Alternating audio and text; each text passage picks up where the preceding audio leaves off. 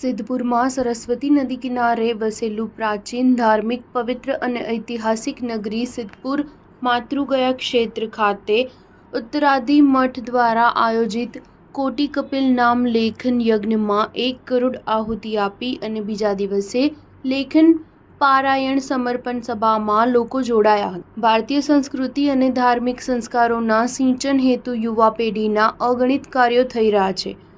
રામકૃષ્ણના પાવન ચરણોની પવિત્ર ધરા એવી આપણા રાષ્ટ્રમાં ઉત્તરાધિ મઠ દ્વારા જે સેવાકીય અને લોકહિત કાર્યો થાય છે તે ખરેખર દિવ્ય લાગણી સભર આનંદ આપે છે અને એમના કપિલ ગુરુજીની પધરામણી સમયે સિદ્ધપુર ઉત્તરાધિ મઠકી શોભાયાત્રા નીકળી હતી અને સ્વામિનારાયણ મંદિરમાં પધરામણી કરી હતી।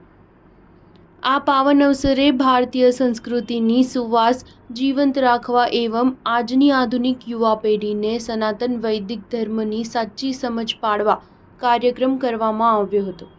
આ કાર્યક્રમમાં પરમ પૂજ્ય શ્રી સત્યમ તીર્થ સ્વામીજી, પરમ પૂજ્ય શ્રી માધવાચાર્યજીએ હાજરી આપી હતી। Star news 7 Siddhpur.